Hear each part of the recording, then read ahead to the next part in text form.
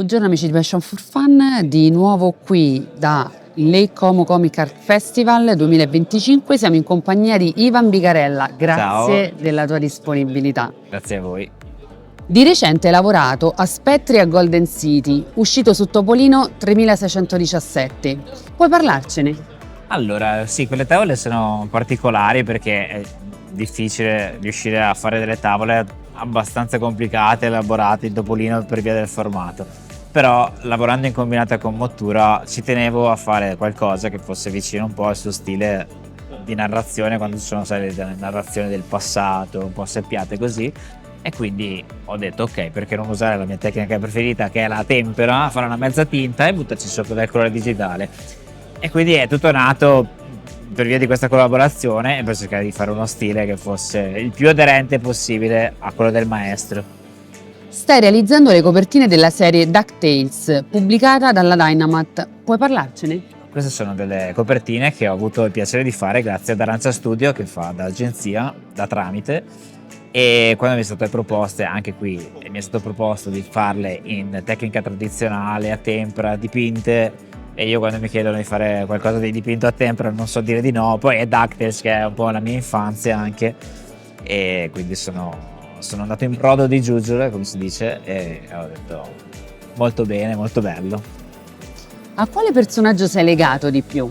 Allora, legato, devo dire, Paperone de Paperoni, per un discorso proprio di formale, cioè mi piace proprio da disegnare con le basette, gli occhiali, ha tanti elementi sulla quale lavorare, e poi anche il carattere un pochino più ricco, diciamo, oltre ad essere il Papero più ricco è anche ricco caratterialmente perché è avaro, ma è anche un cuore d'oro, insomma ha tante sfaccettature.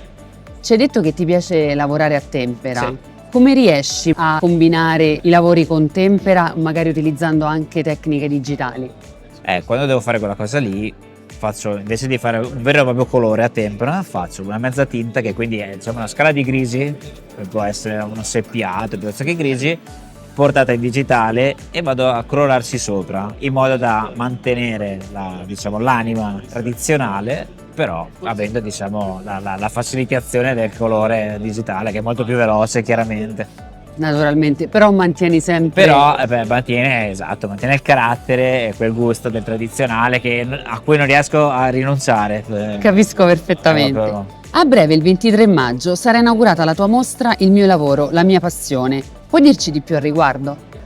Fondamentalmente è proprio come dice il titolo, è una mostra che doveva rappresentare un po' quello che è il mio modo di lavorare, che è veramente passione 90%, 10% diciamo professionale, non nel senso negativo, ma nel senso che mi piace talmente tanto quello che faccio che cerco di riversarlo e non potrei fare altro. Fondamentalmente è un po', come si dice, un po' la sintesi di quello che è il mio modo di lavorare fondamentalmente.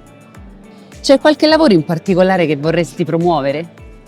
Ma in realtà io il lavoro su Topolino è il lavoro che preferisco in assoluto, nel senso che sono personaggi che mi hanno cresciuto e di cui non posso fare a meno. Cioè, ci sono dei lavori a cui sto lavorando, molto importanti, però di cui non posso dire niente. Naturalmente. Quindi diciamo che il lavoro su Topolino è assolutamente il lavoro che voglio promuovere di più, oltre a DuckTales, chiaramente, le copertine che sto facendo. Noi ti ringraziamo per la tua disponibilità. Grazie a voi, grazie a voi. Ciao a tutti, agli amici di Passion for Fun, mi raccomando, la passione per i fumetti è fondamentale.